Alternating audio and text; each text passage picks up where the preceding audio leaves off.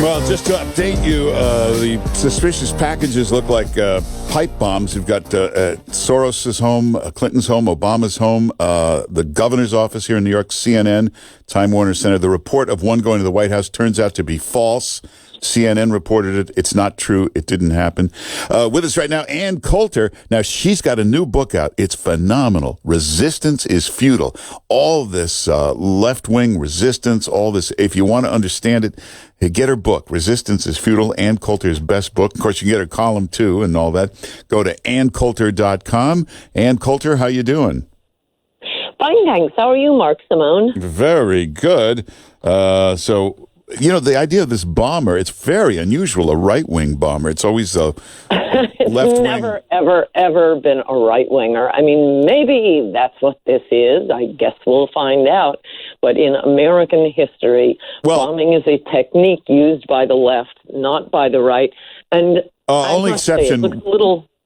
abortion clinics at like early 80s for a little while. That was about it. That's the only exception I can find. I'm not defending abortion clinic bombers, but of course, because they are pro-life, they were specifically late at night when nobody was there. And you're right, there were a few little ones to stop a mass murder. But usually, they set bombs at the buildings.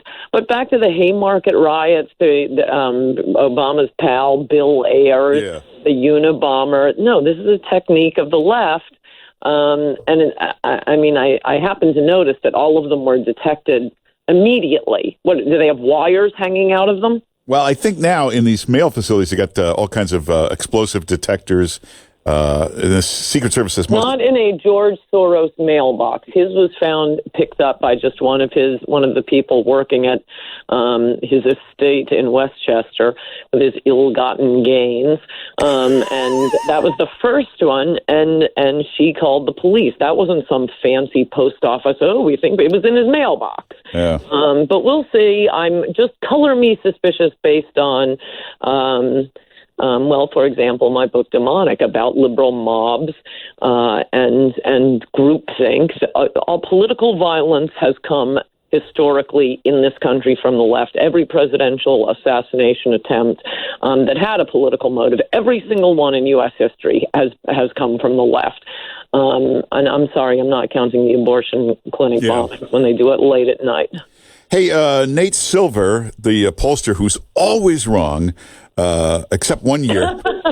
He was right once, but that's only because the Obama people shared the internal polling with him. But otherwise, he's always wrong. He says that Democrats have an 85% chance of taking the House.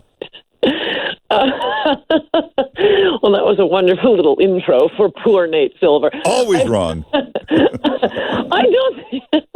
In Nate Silver's defense, partial defense, he's right when he likes the results. I mean, I do think there is a bias that everyone has looking at data and poll numbers where you want it to be true, and you tend to. In fact, I think Nate Silver has written about this. You tend to discount the evidence that goes against you and put more stress on the evidence that goes for the side you want to win.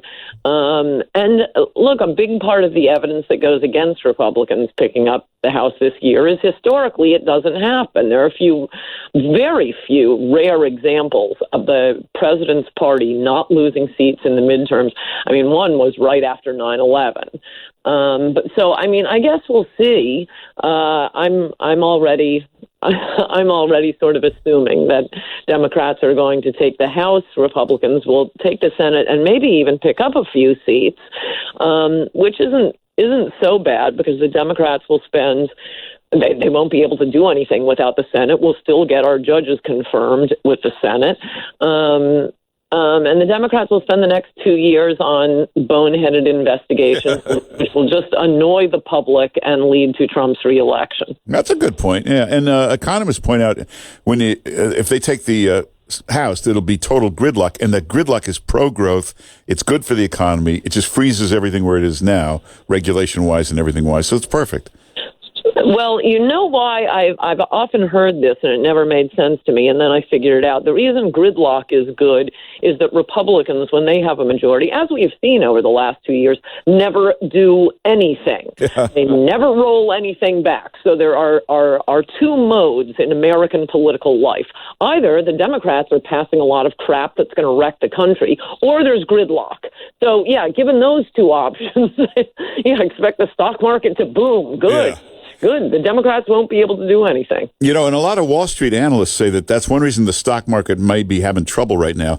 A lot of people think the Democrats could take the House, and that's causing this drop in stocks right now.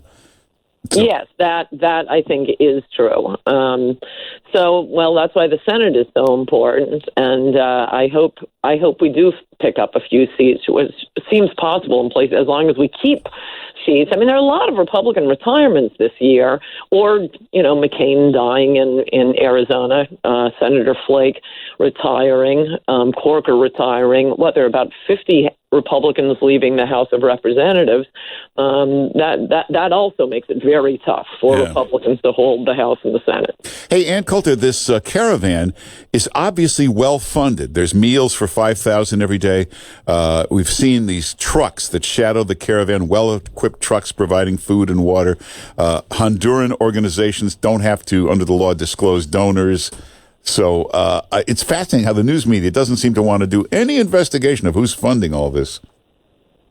No, you're right, and I do think there's certainly good reason to think it's funded by the left, not only because they want to destroy America, so they love these mobs, caravans of poverty-stricken, non-English speaking third worlders pouring into the country, just any time of year. But we also know from the past year, obviously the left, i.e. the media, considers the third worlders crashing our border fantastic for them. That separating children, when it turns out the children weren't related to the people who were claiming to be their parents. Sometimes it was, at least on one occasion, it was a child molester bringing his victim in and claiming, "Oh no, she's my daughter."